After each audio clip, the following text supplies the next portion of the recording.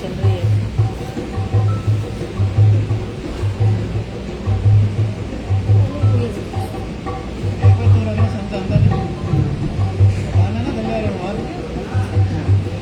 पर क्यों चालू चाचा बस शुरू हो गई ना। अच्छा पानी भी करना ऐसा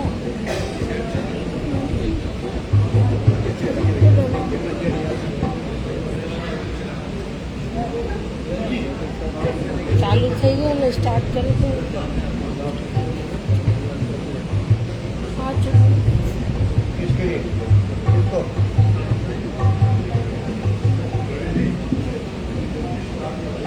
જો તો અહીંયા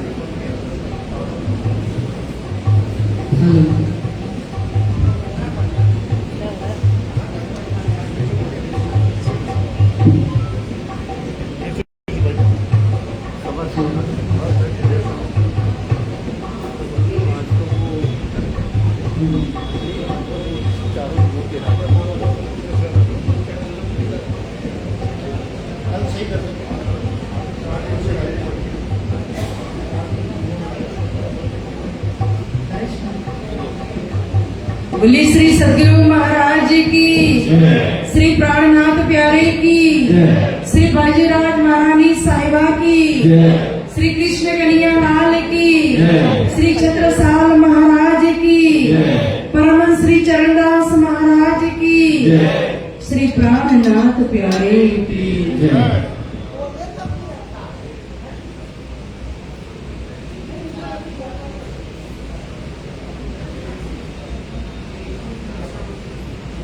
वंदो सतगुरु चरण को, करूं धनी प्रेम प्रणाम। अशुभ हरण मंगल करण श्री देवचंद्र जी नाम। श्री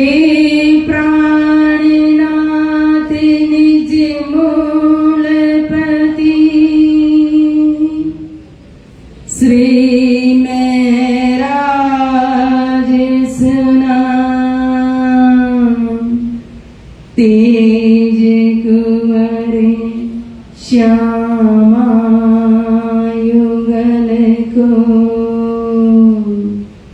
पल पल करो प्रणाम। प्रथम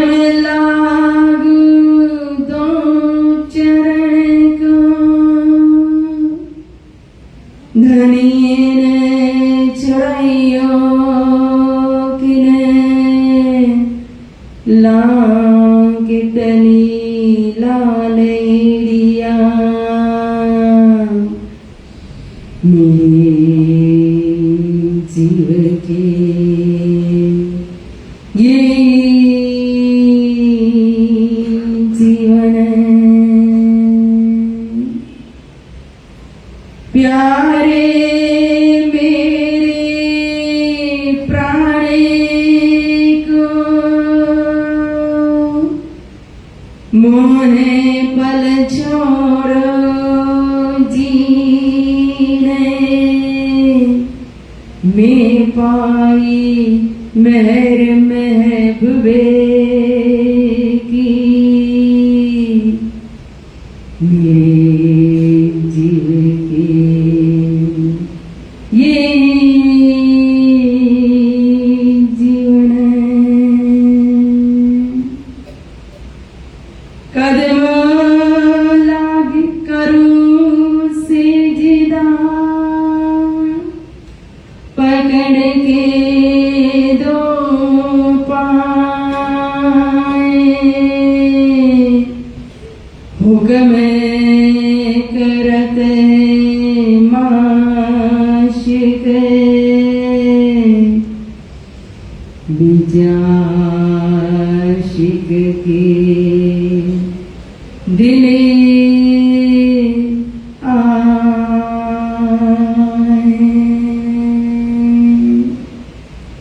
बिजाशिक के हिले आए।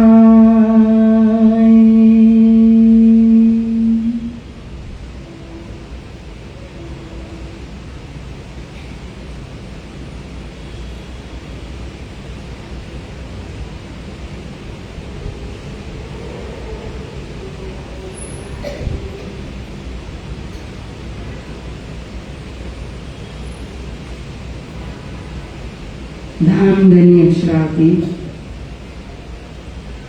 श्री दास श्री ठाकुराणी जी, श्री कृष्ण प्रणामी मंदिर जयपुर की यह दिव्य धरती और बीतक कथा का ये मास, ऐसे तो ये श्रावण मास और आषाढ़ मास कहो तो धार्मिक मास ही माना जाता है। सनातन धर्म के अंदर जो परवाई है, जो प्रणामी नहीं है, वो भी इस मास के अंदर विशेष कथा श्रवण करते हैं। चाहे श्रीमद् भागवत की कथा हो, चाहे पुराणों की कथा हो, चाहे रामायण की कथा हो। तो आदर्श नगर का ये प्रणामी मंदिर आके हमारे कहो प्रधान श्री सम्मान्य श्री ललित भगत जी, पुजारी जी महाराज, समस्त सुंदर साथ जी, आप सभी को प्रेम प्रणाम।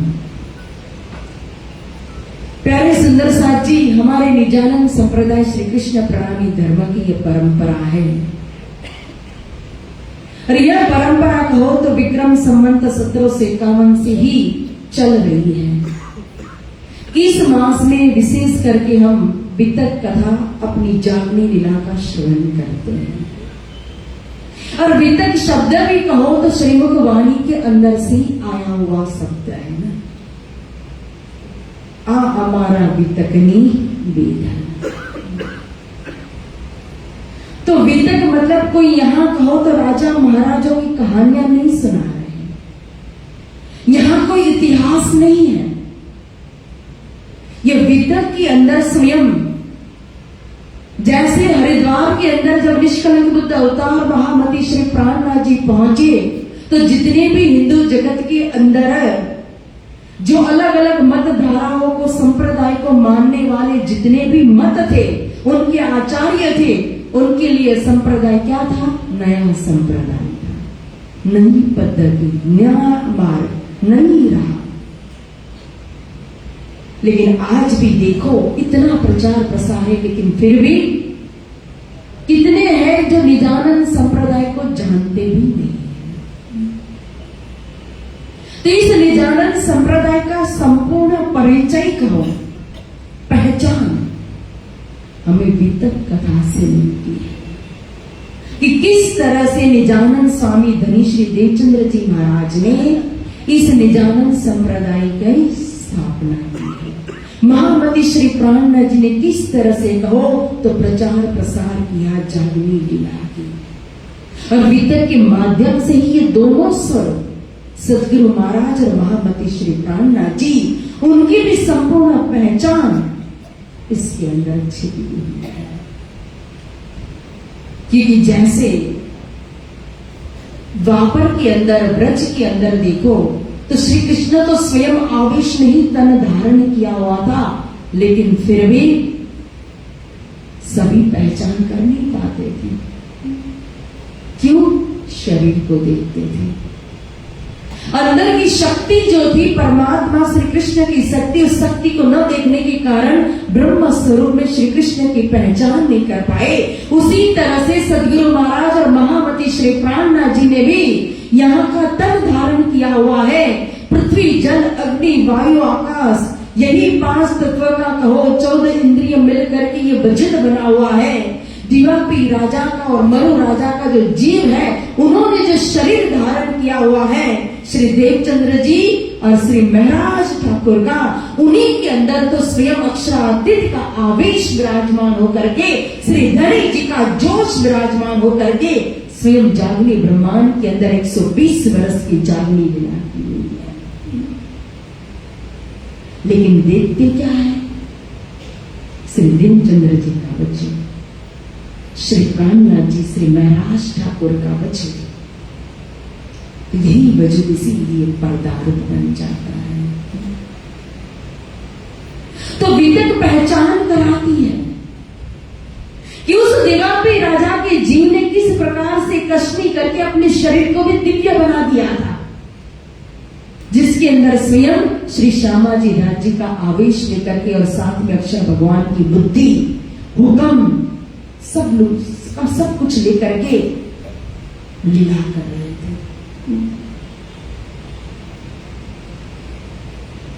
और तभी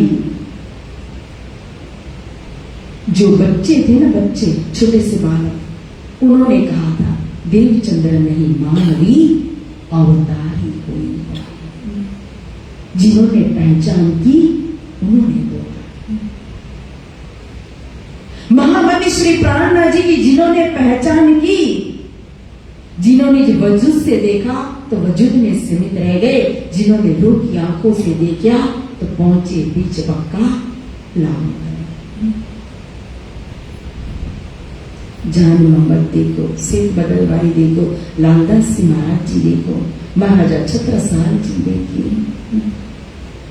आवासी बंदर के अंदर भैरव से जब पहचान हुई तो कहा कि वस्त्र भई मई प्राप्त। क्या वस्तु? कोई हीरा मिल गया था, मोती मिल गया था, कोई यहाँ का लौकिक भौतिक खजाना मिल गया था? नहीं, स्वरूप, उन स्वरूप की पहचान होगी बस। कि मन मिलावा में जो स्वरूप है उस स्वरूप का साक्षात या दर्शन कर रहे हैं। इसीलिए मैं कहती हूं कि हमारे दोनों स्वरूप की और साथ साथ में जो अमलावती की वासना को जागनी ब्रह्मांड के अंदर से श्यामा स्वरूपा की शक्ति प्रदान हुई और श्यामा स्वरूपा बनी, वो स्वयं श्यामा स्वरूपा श्री बाईजूराज जो त्याग की मूर्ति है, स्वयं प्रेम का स्वरूप है, सेवा की साक्षात मूर्ति है, उनकी पहचान भी इस वितक के माध्यम से ही होती है। और फिर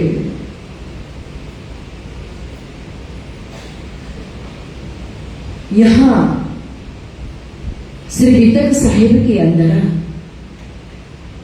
3 स्वरूप की वितक का वर्णन आता है और 3 स्वरूप के वितक में अलग अलग कई मत भी हैं, लेकिन देखा जाए तारतम्य की दृष्टि से तो जागनी ब्रह्मांड के अंदर मुख्य हमारे 3 स्वरूप जैसे बसरी, मलकी और हक्की। लेकिन बसरी स्वरूप जब आए तो उस समय में रूहे जाहिर में तन धारण किया नहीं था, हुक्म के अंदर थी। कहां थी? जैसे यहां जागनी ब्रह्मांड के अंदर अलग अलग जाति के अंदर, अलग अलग वर्ण के अंदर, अलग अलग तन के अंदर उन्होंने आकर के तन धारण किया, उसी तरह से मोहम्मद साहब के समय में कहो तो 12,000 ब्रह्म सृष्टि कहां थी? हुक्म के अंदर थी। जाहिर में तन धारण नहीं किया था, ब्रज में गोपिया के रूप में थी, रास में भी थी, युगमा का तन धारण किया था, जागनी ब्रह्मांड में भी तन धारण किया, लेकिन उस समय में रूहे नहीं थी, तो लीला कैसे होगी? तभी जब आगे वितक का जब वर्णन होता है तब कहा कि सैया चौथे दिन की करो विचार। सीधा लालदास सिंह महाराज जी ने मां कारण से वितक का शुभारंभ करके कौन सा दिन पकड़ाया? जागनी लीला की जो 4, 5 और 6 दिन है ना, तो उसमें सीधे चौथे दिन की लीला पकड़ाई कि सैया चौथे दिन की करो विचार। इसीलिए हादी, मेहंदी और इमाम की भी तक कहा है, देखो। और हादी यानी कि हिदायत करने वाले, जो भी ज्ञान देते हैं, मार्गदर्शन करते, हिदायत करते हैं, उसको हादी कहते हैं। तो यह हादी के अंदर सदगुरु महाराज के अंदर मैंने पहले भी कहा कि 5 शक्ति थी। श्री धनी जी का जोश, आत्म दोले, नूर, हुक्म और मूल वतन की बुद्धि। लेकिन विशेष कार्य किसका था? हादी की लीला की विशेष, मेहंदी और इमाम की लीला छिपी हुई थी। कोई कोई जगह पर है उनका कार्य, जैसे ब्रज के अंदर अक्षरातीत परमात्मा स्वयं आकर के श्री कृष्ण लीला कर रहे हैं। तीनों शक्ति थी ना, परमधाम की शक्ति भी थी, गोलक की शक्ति भी थी और वैकुंठ की शक्ति भी थी। लेकिन जब गोलक की शक्ति को जब जरूरत पड़ती थी तब प्रकट होकर के वो कार्य करती थी अपना। जब वैकुंठ की शक्ति का कार्य आता था तब वो प्रकट होकर के, पुतना का वध हुआ तो वैकुंठ की शक्ति आकर के प्रकट होकर के वो शक्ति कार्य कर रही है। लेकिन विशेष लीला किसकी थी? अक्षरातीत की शक्ति। 11 वर्ष उसी तरह से यह हारी स्वयं सतगुरु महाराज चौथे दिन की लीला, मेहंदी भी है, इमाम भी है अंदर, लेकिन लीला विशेष हादी की है चौथे दिन। और उसी तरह से 5वें दिन की लीला मेहंदी की लीला है, लेकिन मेहंदी हादी और इमाम के अंदर छिपी हुई शक्ति है। क्योंकि मेहंदी यहां किसको कहा? हरिद्वार के अंदर निष्कलंक बुद्ध अवतार के रूप में जाहिर होने वाला कौन था? जाहिर में तो महामती श्री प्राणनाथ जी थे, लेकिन अंग मारे संग पामी में दीदू तारतम बल, वो तारतम किसको दिया गया था? निज बुद्धि को। और निज बुद्धि मतलब अक्षर भगवान की बुद्धि, और उसी मिली कौन सी बुद्धि? जागृत बुद्धि, यानी कि तारतम। जब उस बुद्धि को, क्योंकि अक्षर भगवान की बुद्धि देखो ब्रज के अंदर भी थी, रास के अंदर भी थी, लेकिन उसको तारतम वहां मिला नहीं था। कहां मिला? जागृत ब्रह्मांड। कब मिला? कैसे मिला? तारतम तो हादी ने ही प्रकट कर दिया था, लेकिन ये बुद्धि, यह स्वरूप जाहिर हुआ कहां? हरिद्वार के अंदर देखो। और इसीलिए जब ये बुद्धि जाहिर हुई, जागृत बुद्धि जब इस संसार के अंदर आई ना, तो कहा कि एते दिन त्रिलोक में होती जो बुद्ध सुमना, सो बुद्ध जी बुद्ध जागृत ने प्रकटी हुई न। स्वप्न की बुद्धि जितनी भी थी यहाँ संसार के अंदर, वो सारा स्वप्न का ज्ञान, उसके परे आ गया जागृत का ज्ञान, परम धाम का तारतम ज्ञान। और अब हमारे संग पावी वही इंद्रावती जी के अंदर वही जागृत बुद्धि, और उसी बुद्धि को जब तारतम मिला था, या वर्णन करने वाली बुद्धि ही तारतम है, जागृत बुद्धि है।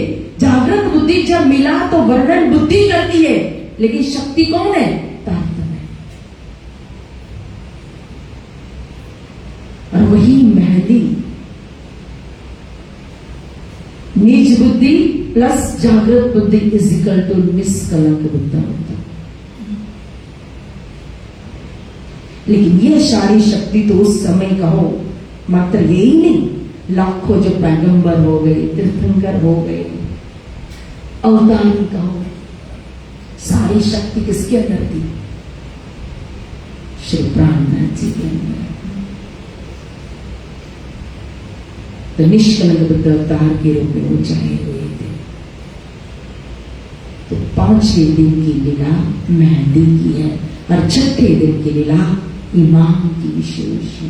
क्योंकि सारी दुनिया को क्या देखी ये दुनिया जो आंखों में करे? अखंड।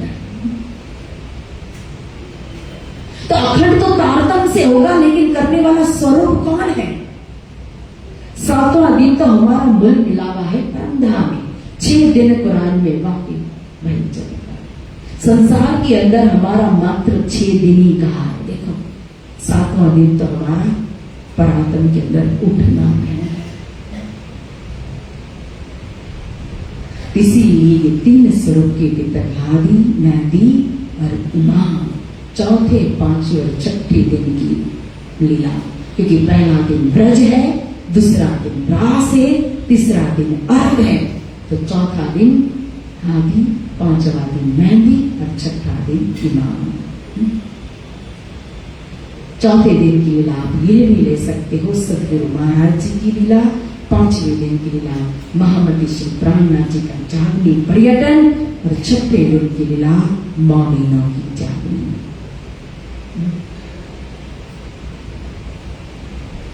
इस तरह से 5 स्वरूप और 6 दिन की लीला का वर्णन कहाँ होता है? इस वितक कथा के अंदर है।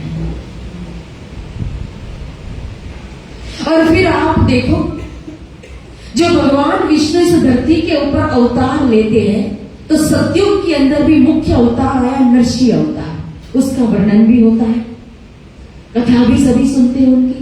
त्रेता युग के अंदर मुख्य अवतार आया का कौन सा? भगवान रामा अवतार, उनकी कथा भी दुनिया सुनती है। और द्वापर युग के अंदर का मुख्य अवतार कौन सा है? कृष्ण अवतार, उनकी कथा भी सुनते हैं। तो फिर कलयुग के अंदर का मुख्य अवतार कौन सा?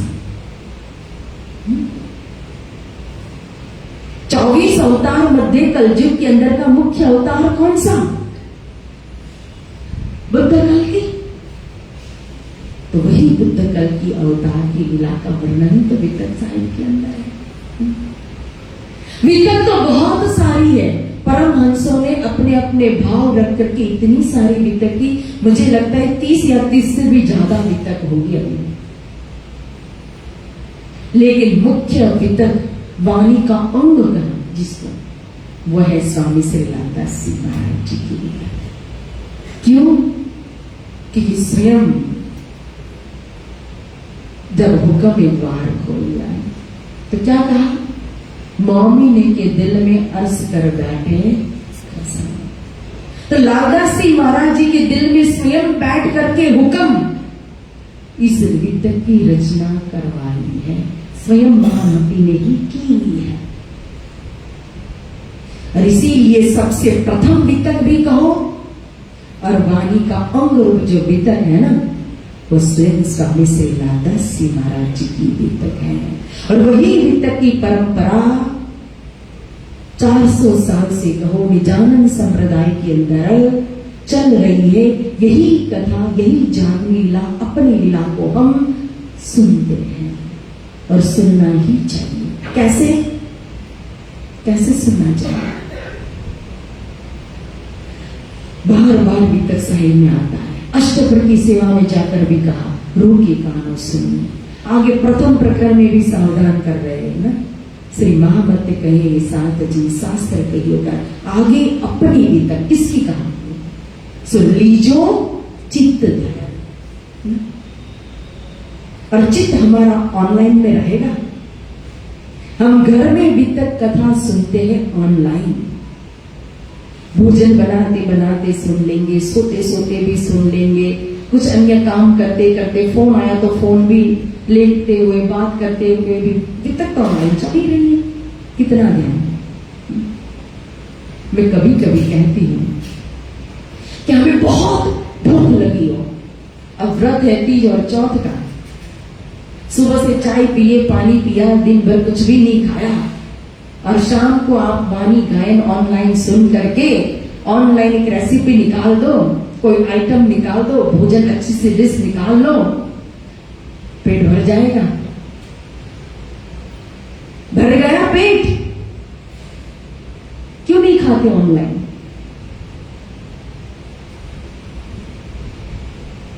मात्र वहां से हमें प्रेरणा मिलती है, बनाने की रेसिपी मिलती है। उसी तरह से मात्र समझ इस माध्यम से आता है। लेकिन आत्मीय खुराक और आई कांटेक्ट जो होता है और आंकड़ियां जो खुलती है, यहां आप प्रेजेंट होते, मंदिर के वाइब्रेशन, स्वरूप साक्षात सामने विराजमान, उनकी कहो तो एनर्जी, शक्ति, और हमारा 1.5 घंटे का समय हो, 1 घंटे का समय, तो पूरी तरह से हमारी सारी इंद्रियां किसमें लगती है? इसी में। तो फायदा 100% अगर हमें फल मिलता है ना, तो वो ऑनलाइन में नहीं, स्वयं बैठ करके प्रेजेंट होकर के सुनने में मिलता है। ये तो कोविड से आदत पड़ गई हमें ऑनलाइन की। उस समय की परिस्थिति अलग थी तो ऑनलाइन सही था, लेकिन सुबह से ऑनलाइन चलता है और रात को 12 बजे तक एक के बाद किसकी कैपेसिटी होती है सुनने की, समझने की? एक फॉर्मेलिटी होती है। देखो, एक कॉलेज के अंदर लेक्चर होता है ना, कोई स्पीच हम सुनते हैं ना, तो हमारी कैपेसिटी कितनी होती है ग्रहण करने की? कितना समय तक हम ग्रहण कर सकते हैं? 45 मिनट के बाद और लेक्चर भी ब्रेक किया जाता है, फिर कहो तो प्रोफेसर भी बदल जाता है, सब्जेक्ट भी बदल जाता है, थोड़ा बीच में ब्रेक भी हो जाता है। क्यों?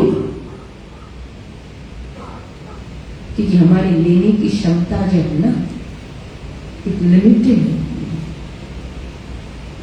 तो इसीलिए 1 घंटा सुने, 2 घंटा सुने, कम सुने, लेकिन पूरी तरह से एकाग्र होकर के और समझ और चिंतन के साथ। मात्र परंपरा को नहीं निभाना है या फॉर्मेलिटी नहीं, व्यवहार नहीं। मैंने कल एक सिंपल सा प्रश्न रखा था ना कि श्यामा जी का दिन कौन सा है? सबने क्या कहा? शुक्रवार। और हम बीतक कथा कितने सालों से सुन रहे हैं?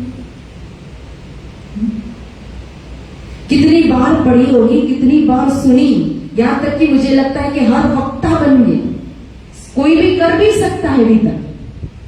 आज ऑनलाइन में देखो, प्रचारकों की कमी नहीं है, आज तो श्रोता ढूंढना पड़ता है, वक्ता ढूंढने में कमी नहीं है।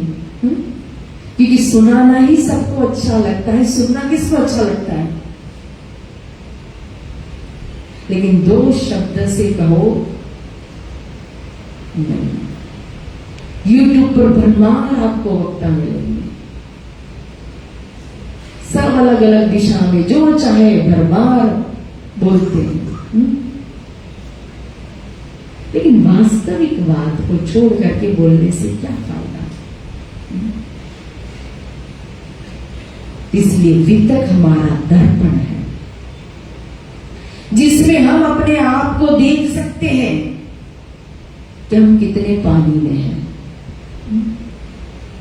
जब दर्पण के सामने खड़े हो जाते हैं तो अपना प्रतिबिंब दिखाई देता है। उसी तरह से यहाँ श्री जी, महामती श्री प्राणनाथ जी हर जगह पर पहुंच करके जब सुंदर साथ को जगाते तो हर सुंदर साथ की जागने का प्रकार अलग अलग है। क्यों? क्योंकि सबकी बीमारी अलग है।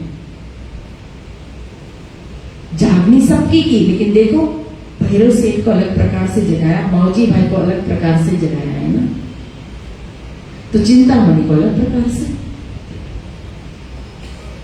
जैसी बीमारी होगी वैसी तो दवा देनी पड़ेगी। तो एक प्रकार से जब यहां जागनी नहीं हो सकती, तो एक प्रकार से कहो तो 12,000 ब्रह्म सृष्टि अगर राजी महाराज को रिझाए तो आनंद कहां से आएगा? मुझे बताओ। लीला किसके लिए? आनंद के लिए होती है, और ब्रह्म धाम के अंदर तो आनंद की प्रधानता है, गुण है उस भूमिका का आनंद। और आनंद गुण होने के कारण ही 12,000 के अंदर राजी महाराज ने अलग अलग कला भर दिए। नवरंग बाई के अंदर अलग है, आसबाई के अंदर अलग है, इंद्रावती जी के अंदर अलग कला है ना? और हर सखी अपनी कला से ही जाती है। तो फिर यह जागनी ब्रह्मांड में एक ही प्रवाह से, एक ही पद्धति से हम रिझाए, बोले कि उसी से राजी मिलेंगे, ऐसा नहीं है। जिसको जो गुण दिया है ना, जिसमें जिसको भाव आता है, आनंद, उसी सेवा से राज्य को हम रिझा सकते हैं। और सेवा मुख्य है। ऐसे नहीं कहा कि प्रेम सेवा से पाओगे पाओ।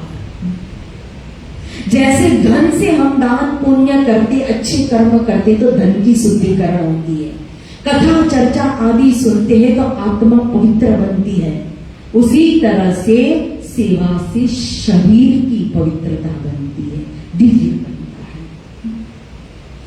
सदगुरु महाराज ने परिक्रमा नहीं की थी 3 घंटे, कि सदगुरु महाराज जी ने हरिदास जी की सेवा नहीं की थी। वो सेवा करने वाला, वो कष्टी करने वाला तो देवापी राजा का जी था, वो अपने शरीर को बना रहा। या शरीर से जब तक हम परिश्रम नहीं करते, शरीर से हम सेवा नहीं करते, बैठे बैठे चाहे कितना भी कर लो, धन से कितना भी कर लो, मैंने कहा ना, धन, अच्छे कर्म, सत्कर्म, हमारा बैलेंस बनेगा। लेकिन शरीर का हिस्सा जब तक नहीं लगता है ना, तब तक शरीर भी पवित्र नहीं बनता है। श्री इंद्रावती जी ने भी कितनी कष्ट की, उतार दिया, हार घटा लिया, रहा पैसे भर दो। क्यों किया? मरु राजा का जीव कुछ बाकी होगा ना, तभी जाकर के फिर आगे देखो सतगुरु महाराज का शरीर इतना दिव्य बन गया कि उस वजूद को 5 तत्व भी समा नहीं सका। शरीर आकर के बैठ गए दयावती जी के दिल में। और महामती श्री प्राणनाथ जी के लिए क्या कहा? इन देवरी की सब सीखा, सिरदार मेहरबान दिल का। कौन देवरी का? श्री प्राणनाथ जी की मौजूद रूपी देवरी है, जो साक्षात घुमर जी के अंदर विराजमान है। और वही स्वरूप निष्कलंक बुद्ध था, तो कलयुग के अंदर उनकी लीला मुख्य अवतार, वो कल की अवतार है, बुद्ध अवतार है। तो उसका वर्णन भी, वो लीला का वर्णन हम वितक साहब के अंदर श्रवण करते हैं। और यहाँ स्वयं लालदास जी महाराज जब वितक कथा करने के लिए बैठे तो हर प्रकरण के अंतिम में आया महामती। ये आसबाई ने संपूर्ण सेवा जो है वो किसको समर्पित कर दी? महामती को। क्यों? वो कम से हो रहा है। तो हम भी जब बोलते हैं कोई भी अच्छा कार्य होता है तो किससे होता है? राजी की मेहर से। लेकिन यश कौन लेता है? उसका रस कौन पीता है? अपना जीव। तभी अहम आता है। वो यश, वो कीर्ति संसार के अंदर राजी महाराज हमारे माध्यम से अच्छा कार्य कराते हैं, अच्छी सेवा कराते हैं। चाहे इलम की हो, चाहे इज्जत की हो, चाहे तन की हो, चाहे धन की हो, चाहे मन की हो, चाहे किसी भी प्रकार की सेवा हो। जब वो सेवा करते हैं, हमारा नाम होता है, यश होता है, कीर्ति होती है, तो फिर उसका जो रस है वो समर्पित करने के बदले में जीव उसका रसपान करने लगता है, तो अहंकार आ जाता है, तो मैं खड़ी हो जाती है ना। फिर मैं नहीं किया।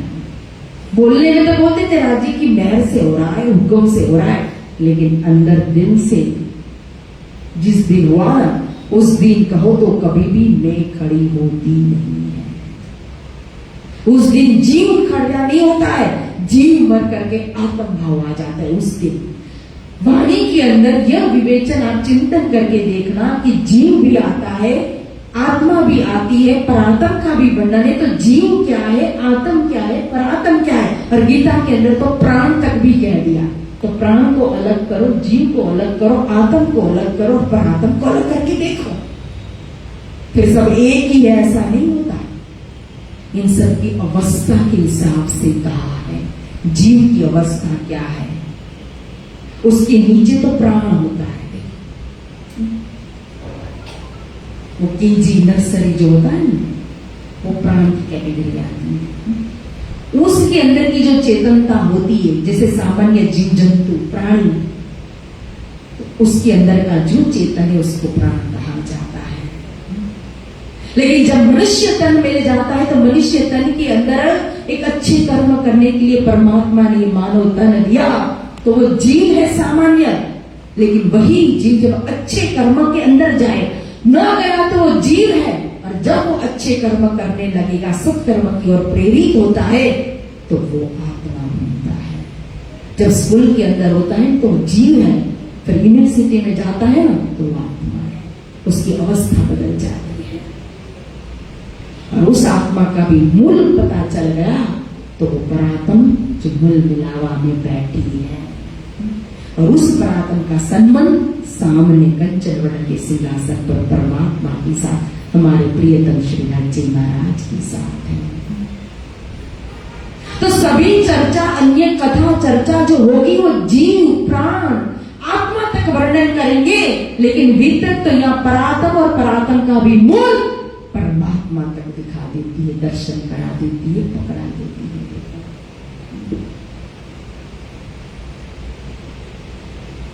इसलिए तो सामान्य एक राजा महाराजों की कहानियां नहीं है। अगर वो मगज के अंदर दिमाग के अंदर हो तो निकाल दो। या चुटकुले सुनाने के लिए वितक कथा नहीं होती है। घर घर की कहानी, अपनी वितक नहीं, अपनी वितक है, लेकिन कौन सी? जो मौमिनों के साथ जोड़ करके जो मौमिन चले ना, उन्होंने जो किया वो वितक हमारी है। हम यहां जो करें वो वितक नहीं।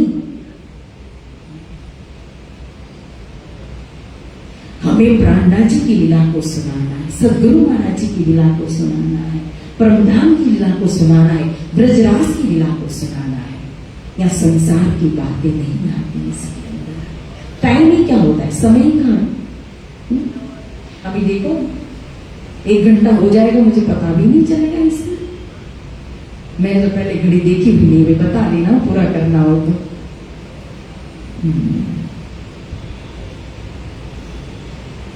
तो प्रथम दिन शुभारंभ हो रहा है हमारे ये जयपुर के अंदर आदर्श नगर बड़े मंदिर श्री कृष्ण प्रणामी, और वितक कथा का शुभारंभ या आसन कहो, या सम्मान कहो, या चंदन कहो, सब लालदास जी महाराज जी को समर्पित है।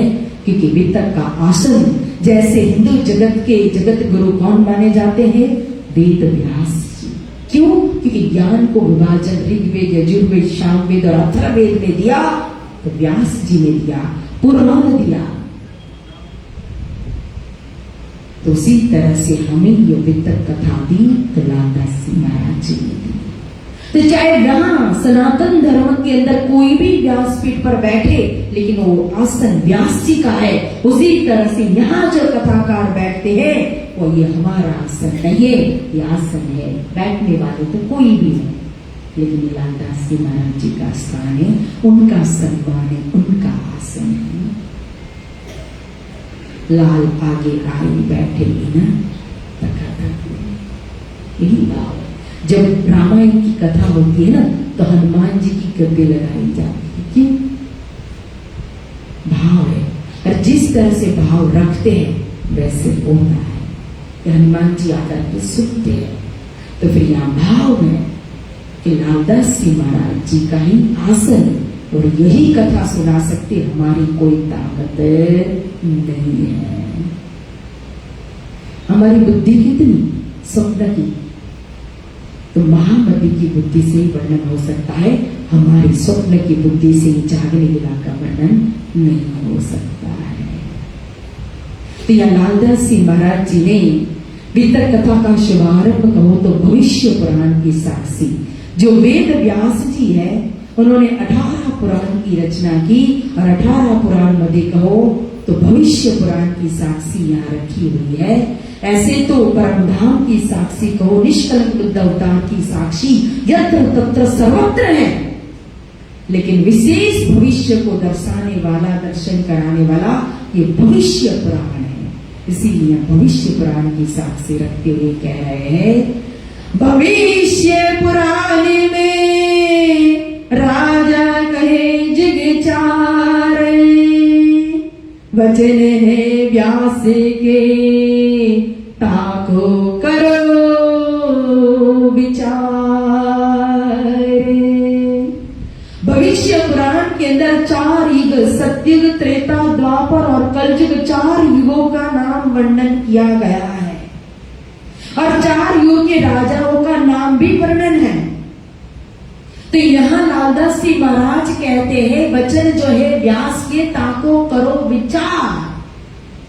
तो कौन से वचन पर विचार करने के लिए कह रहे हैं? हमें लगता है कि अरे 4 युग जो है, और ये 4 युग के राजाओं का नाम, ये वर्णन, ये किस लिए रखा गया है? इनको सुन करके, पढ़ करके क्या मिलेगा? लेकिन एक एक शब्द हमारे वितक साहिब के अंदर आया तो वो महत्वपूर्ण बन गया। हमारी दृष्टि नहीं पहुंच सकती, वहां तारतम पहुंचता है। हमारी तो छोड़ दो, जहां सूर्य भी नहीं पहुंच सकता वहां तारतम की रोशनी पहुंचती है। तो कुछ तो कारण होगा यार 4 युग का वर्णन करना, 4 युग के राजाओं का नाम यहाँ लिखना, किस लिए वर्णन किया? फिर आप देखो, यहाँ राजा भी कहा गया तो किसको कहा गया है? अब सतयुग का मतलब वर्णन किया तो सतयुग के अंदर कहा कि 17 राजा सतयुग में, और सतयुग की आयु कितनी? 17,28,000 बरस आयुष्य कई सतयुग की। तो क्या 17 राजा ही हुए होंगे सतयुग में? तो एक राजा की आयु कितनी? विचारने का सवाल है ना। मतलब कि सबको यहां राजा के रूप में लिया नहीं है, तो फिर लिया तो किसको लिया? और जब हम नाम पढ़ते हैं, वर्णन करते हैं कि भाई कृत नाम का राजा हुआ, फिर कहो तो उसके ऊपर कृतदत्त नाम का राजा हुआ, अंत नाम का राजा हुआ, मुचकुंद नाम का राजा हुआ, भैरवानंद नाम का राजा हुआ, कम्भो नाम का राजा हुआ, आद नाम का, फिर हिरण्यकश आया। अब हिरण्यकश ने क्या किया था? कोई भक्ति की थी? लेकिन नरसिंह अवतार को प्रकट करने वाला हिरण्यकश था। तो इसीलिए अत्याचार में हिरण्यकश का नाम आया। फिर उसके पुत्र प्रहलाद, तो प्रहलाद का नाम आया भक्ति मार्ग के अंदर, क्योंकि बचपन में 5 साल में भगवान के दर्शन करने वाले, प्रकट करने वाले कौन थे? एक ध्रुव जी थे, नारद जी थे, और तीसरे ये प्रहलाद जी ने। फिर उसके ऊपर बलि लोचन नाम के राजे हुआ, बलभोगत नाम के राजा हुए, फिर लोचन बलि नाम के हुए, बानासुर हुए, कपिलाक्ष हुए, कपिल भद्र हुए, जरासरी हुए। अब धूम्र ऋषि राजा कहा। देखो अब ऋषि जी कहाँ बेचारे राजपाट करने गए होंगे, पर्णकुटी बना करके जंगल में तो बैठे धूम्र ऋषि, लेकिन फिर उनका भी नाम। और ये 17 राजा सतयुग के, अब कहो त्रेता के 29 नाम भरे गए। तो उस समय धूम्र ऋषि के समय में जो राजा राज सिंहासन पर बैठा होगा, उन्होंने इनको राजगुरु बनाया होगा। और राजगुरु बना करके, जैसे छत्रसाल महाराज जी ने प्राणनाथ जी को राजगुरु बना करके चाहेरे में रखा था। बातों में तो कौन थे? धनी गुनातों में और देखे सोने में सलमान। लेकिन जाहिर में राजगुरु, और उनके हुक्म से ही संपूर्ण राज्य संचालन करते थे। तो महाराजा छत्रसाल ने कभी भी अपने ऊपर राज शासन लिया नहीं है। तो 11 वर्ष जो भी था वो किनका शासन था? महामती श्री प्राणनाथ जी का। तो उसी तरह से धूम्र ऋषि, वो राजा का नाम नहीं आया, इनके शासन में, इनके अंडर में, इनके मार्गदर्शन में वो राजा राज्य संचालन करता होगा। तो नाम आ गया किनका? धूम्र ऋषि का। और सतयुग जो है, सतयुग के पहले भी जैसे कहा कि सबसे पहले कृत नाम का राजा हुआ। तो यहाँ श्रीमद् भागवत के अंदर भी बहुत ही सुंदर एक बात श्लोक के अंदर बताई गई है कि कृतादिषु प्रजा राजन कला विच्छन्ति संभवम कलो खलो भविष्यन्ति नारायण परायण। सतयुग के पहले भी एक युग था जिनका नाम है कृतयुग। और ये कृत नाम का राजा जो है ना, उनका राज शासन काल जो था ना, समय जो था ना, वही कृत युग था। और कृत के अंदर कहो तो चेतन चेतन की पूजा होती थी। अभी की तरह कोई ईर्ष्या, कोई द्वेष, कोई अहंकार, कोई लड़ाई झगड़ा, वाद विवाद, तर्क नहीं था। मनुष्य मनुष्य को ही पूजा करता था। लेकिन उस समय फिर जब युग का अंतिम समय आया तो लोगों की बुद्धि में परिवर्तन आ गया। और जब बुद्धि परिवर्तन आई तो एक दूसरे में क्या? अवगुण देखने लगे, कमी देखने लगे। जैसे हम किसी को मानते हैं, जब मानते हैं भाव आता है तब बहुत गुणी गुण दिखाई देते हैं, और गुस्सा आता है तो क्या दिखाई देता है?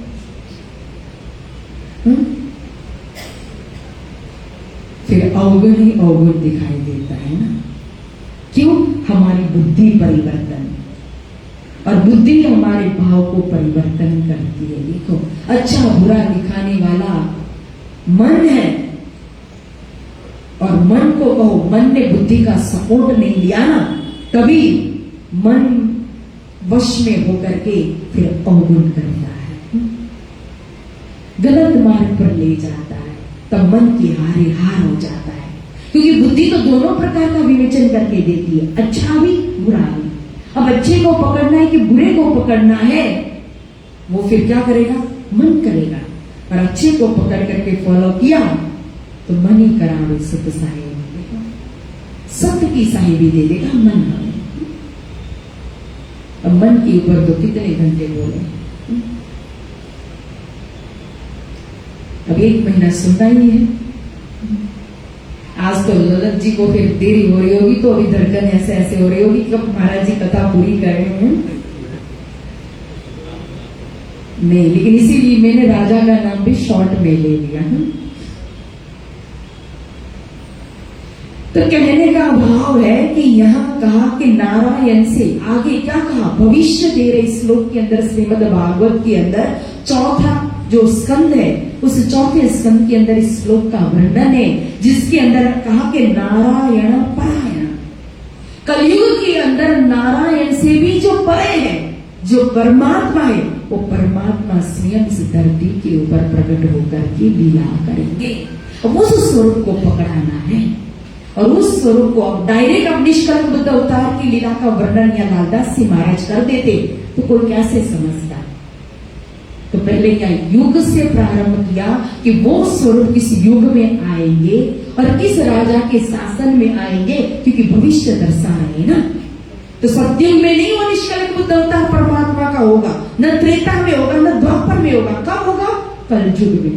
इसलिए सत्युग से वर्णन करते करते गए। तो सत्युग में 17 राजाओं का नाम वर्णन किया, फिर उसके ऊपर कहो तो त्रेता युग आया, और त्रेता युग में 29 राजाओं का नाम वर्णन किया, जिसमें ब्रह्मा नाम के हुए राजा, मारीच हुए, फिर कश्यप नाम के राजा हुए, सूरज नाम के, तवचत्र नाम के राजा, अक्षयभा नाम के राजा हुए, फिर उसके ऊपर अर्णभा नाम के राजा हुए, विश्वामित्र नाम के राजा हुए।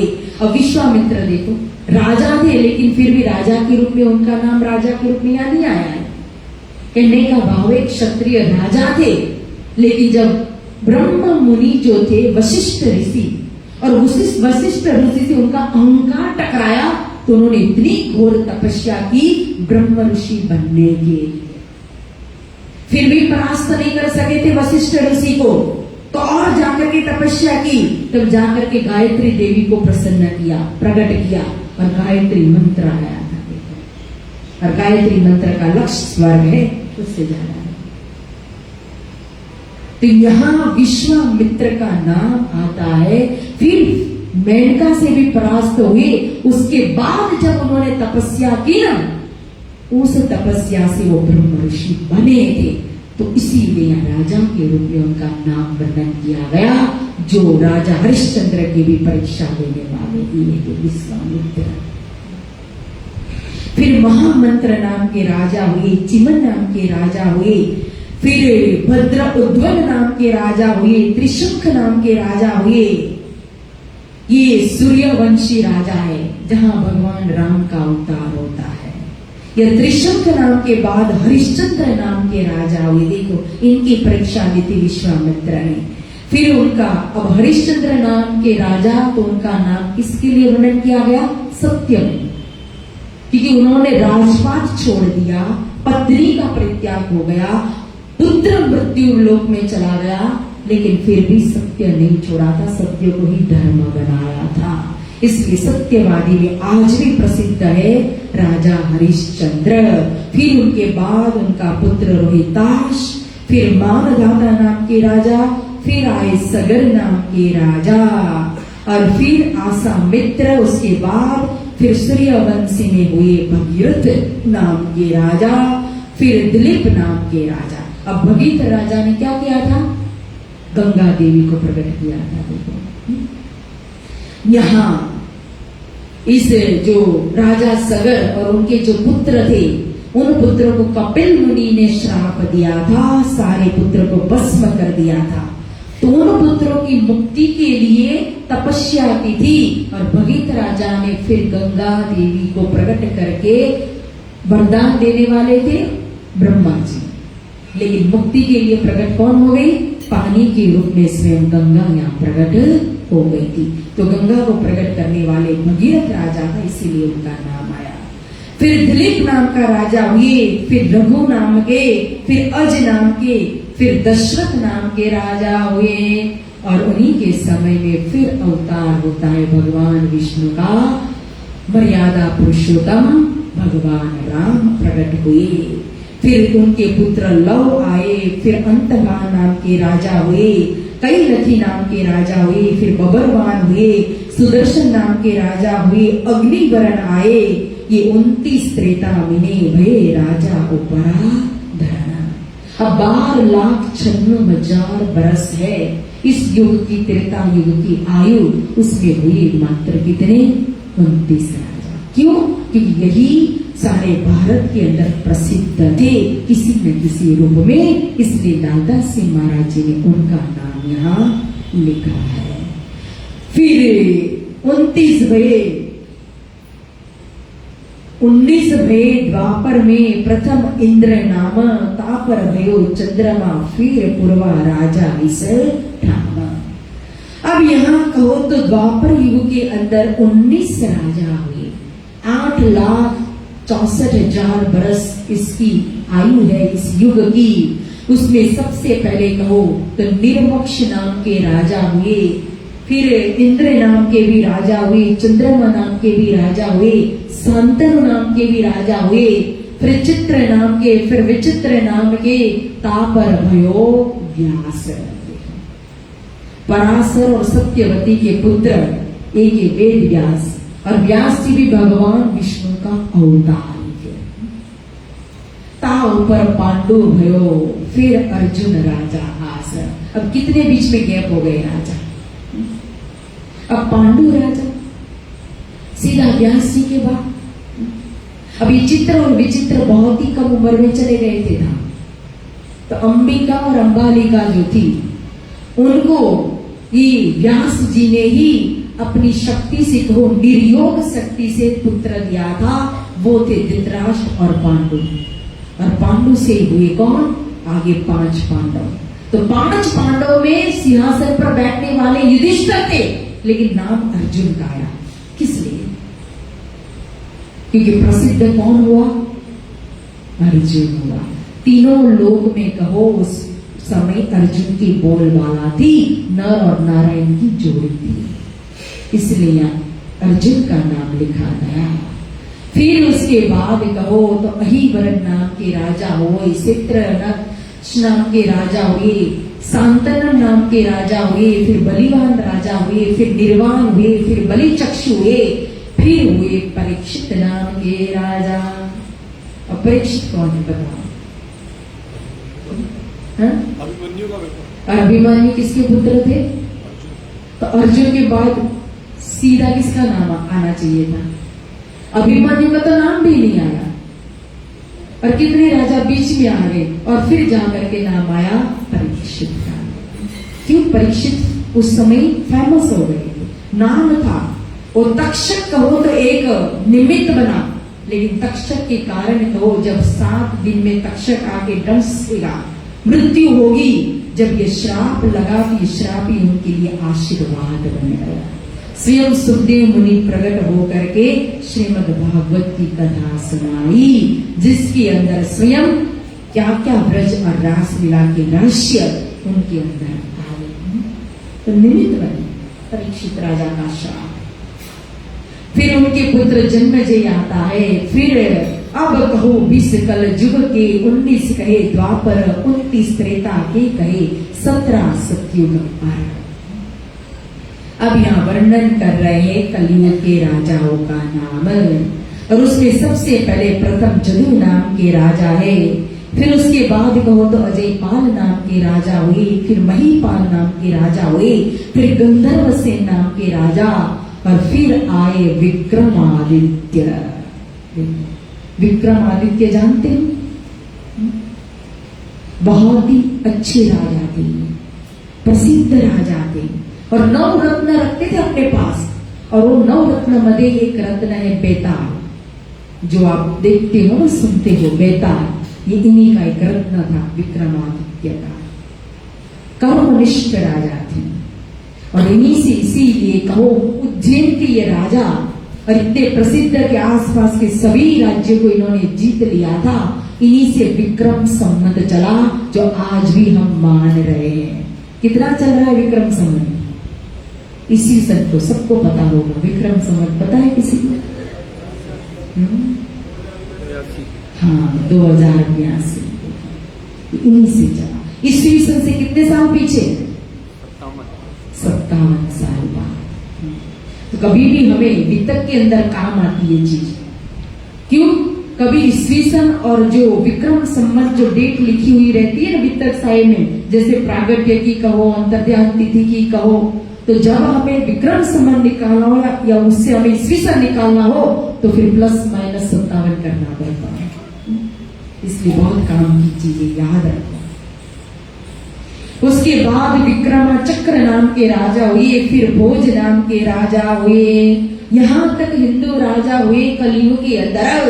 अब कहो तो जो मुगल थे, मुसलमान थे, वो बादशाहों ने भारत की बागडोर अपने हाथ में ले ली। उसमें सबसे पहले थे गौरी पातशाह, उसके बाद आया सुल्तान अलादीन, फिर उसके बाद गादी पर आया नसरुद्दीन, फिर लोढ़ा मोहम्मद ने शासन किया, फिर बड़ा मोहम्मद ने शासन किया, फिर उसके बाद सुरखा नाम के पातशाह ने शासन किया, फिर तामुरलंग नाम के राजा ने, फिर बाबर हुआ, उसके बाद हुमायूं आया और था ऊपर अकबर, और अकबर के बाद उसका पुत्र सलीम शाह आया, और सलीम शाह के बाद दिल्ली के तख्त पर आ गए शाहजहां। और शाहजहां के समय में कहो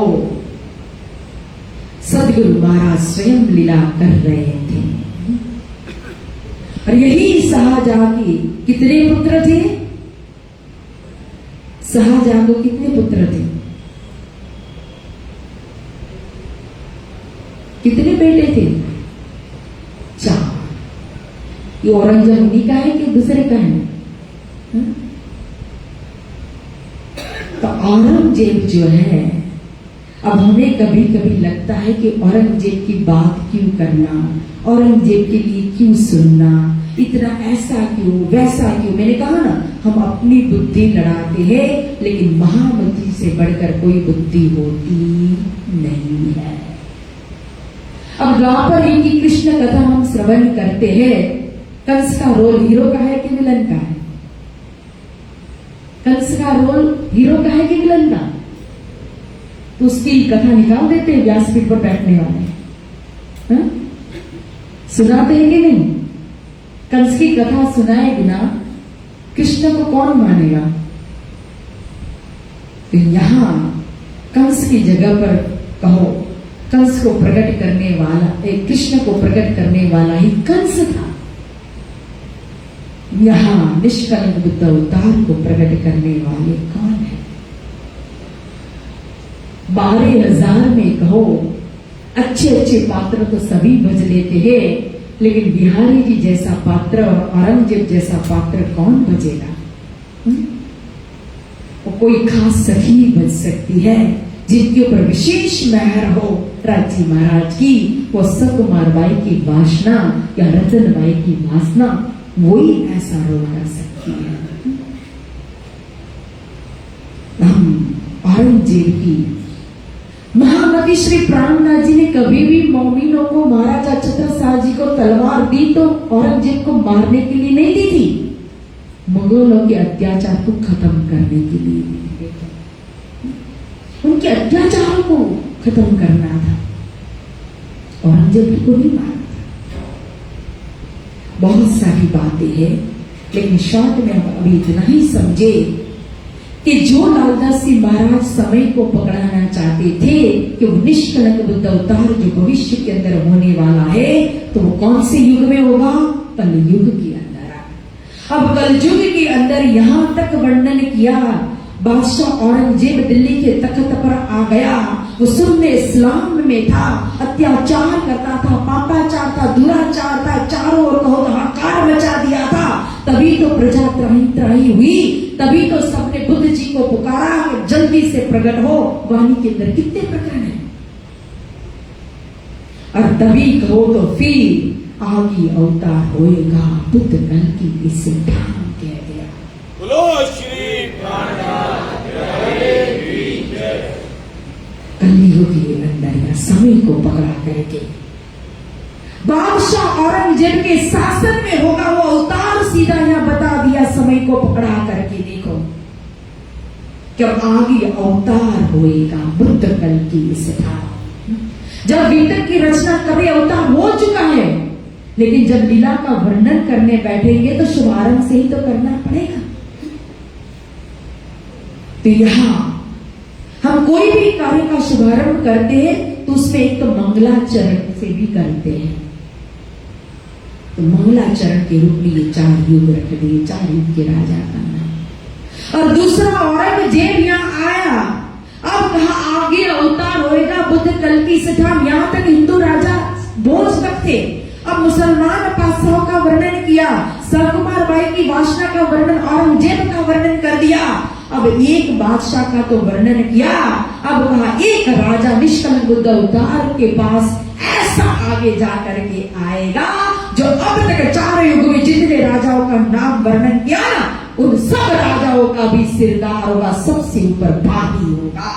और वो होगा आगे कौन? महाराजा छत्रसाल। बोला श्री प्राणनाथ प्यारे की। कई सारी बातें होती है ऐसे, ये 4 युग और 4 युग के राजा नहीं लिखे। यहाँ अवतार को पकड़ा दिया, निष्कलंक बुद्ध अवतार। अब उसकी लीला का वर्णन करना है तो फिर कहते हैं महामत गए ये 7 जी, शास्त्र कहे यो कर, आगे अपनी वितक सो लीजो चित्त धार। किसकी वितक? सदगुरु की वितक नहीं कहा, हाथी मेंढी मां की वितक नहीं कहा, प्राणनाथ जी की वितक नहीं कहा, छत्रसाल जी की वितक नहीं कहा, मोमिनियों की वितक नहीं कहा। महामती कहते, लादासी कहते हैं आगे अपनी वितक है। किसकी वितक? जे माथे लेचे तेने कौचु बीजामा कर जो दुखा, जो सिर पर लेता उनकी वितक है। निष्कलंक बुद्ध अवतार किसके लिए है? जो माने उसके लिए। परमधाम किसके लिए है? जिनको विश्वास है उसके लिए है। नास्तिक के लिए तो कुछ भी नहीं है। और फिर इसीलिए लीजो चित्त धारण, दिल से ग्रहण करना। देखो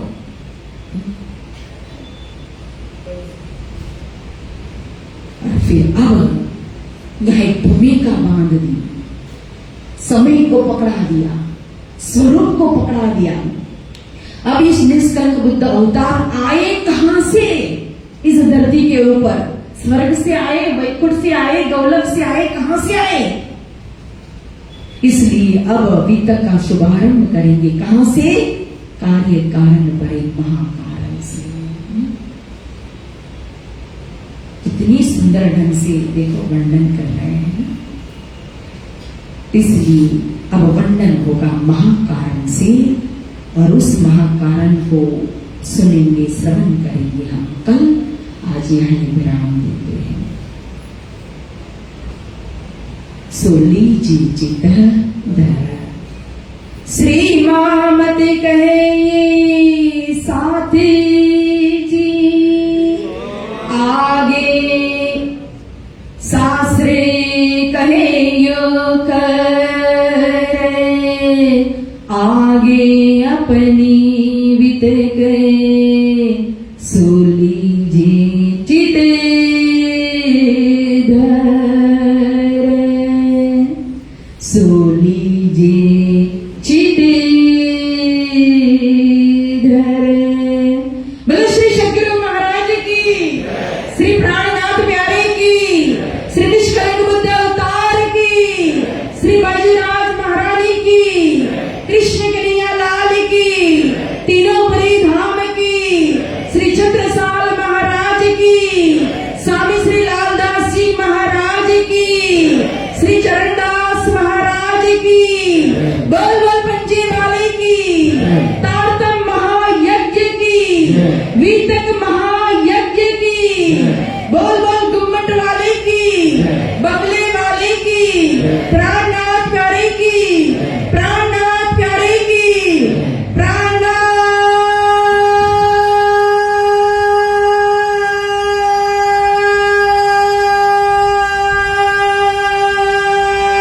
प्यारे की। बहुत बहुत धन्यवाद। सभी को प्रेम प्रणाम। प्रणाम जी। आनंद मंगल श्री धाम धनी जुकी है, श्री बाईजूराज की है, श्री महाराजा छत्रसाल की जय, श्री सुंदर साल की जय, श्री सुंदर साल गिरावटी साहिब जी के चरणार में 5 बार श्वेतात्मा मंत्र का जाप करिए। प्रणाम।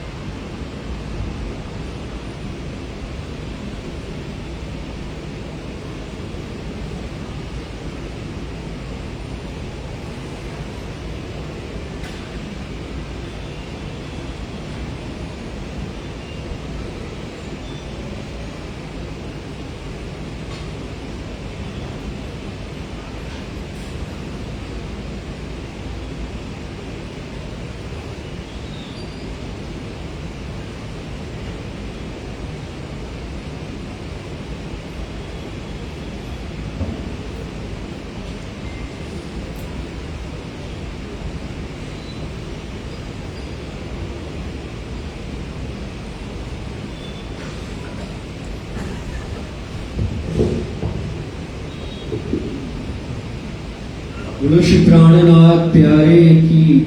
मेरे नैनों में बस जाओ राधे श्यामा, मेरे नैनों में बस जाओ राधे श्यामा, मेरे नैनों में बस जाओ राधे श्यामा, मेरे नैनों में बस जाओ राधे श्यामा, मेरे नैनों में बस जाओ राधे। आवत आज सखी मन मोहन, आवत आज सखी मन मोहन, सुन मोरा जिया शाये, बोलो सुन मोरा जिया शाये। अब तोरण मन बने भवन में, तोरण मन बने भवन में, मोतियन चौक पुराए, बोलो मोतियन चौक पुराए। आज प्रेम पावन बेकार किया, प्रेम पावन बेकार कबीर, सखिया सहित गया, बोलो सखिया सहित गया। आज भोग भात नित गोरी कचोरी, भोग भात नित गोरी कचोरी, व्यंजन जो मनवाए, वालो व्यंजन जो मनवाए।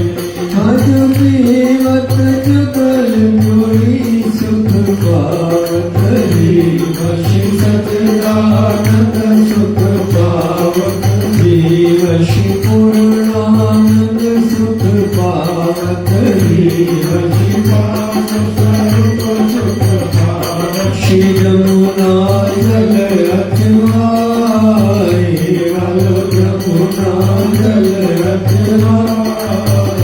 अजुले बीड़ी पिया से पधारे,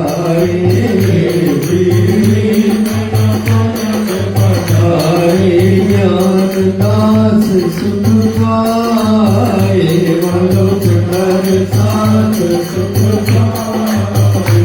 अजुले बीड़ी पिया पलंग पधारे, बीड़ी पिया पधारे, ज्ञान दास सुख पाए, बोलो सुंदर साथ सुख पाए।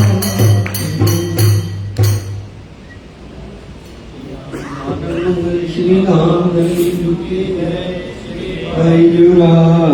की जय श्री महाराजा छत्र साधु की जय श्री सुंदर साधु की जय श्री सुंदर साधु यावती साधु जी के चरणारविंद में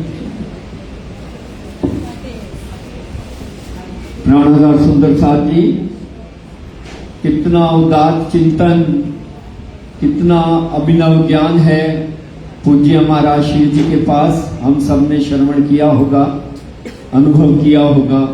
तो आपके चरणों में प्रार्थना, कल ठीक 7:15 बजे यहाँ पधारने की कृपा करेंगे सभी सुंदर साथ। अगले प्रसंग में अभी बेबी जी के मंदिर में परम पूज्य महाराज श्री जी के मुखारविंद से जो महायज्ञ रखा हुआ है उसका पूर्णाहुति पूजन और उसके बाद बीतक कथा प्रारंभ का कार्यक्रम होगा।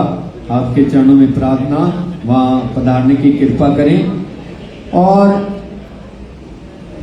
परम पूजनीय महाराज श्री जी की पधरावनी के लिए जो भी सुंदर साथ अपने घरों में पधराना चाहते हैं वो कृपया अपना नाम समय अनुसार पूर्व में ही हमारे उप प्रधान श्री अनिल तनेजा जी और सह कोषाध्यक्ष श्री हिमांशु तनेजा जी को कृपया लिखा दें।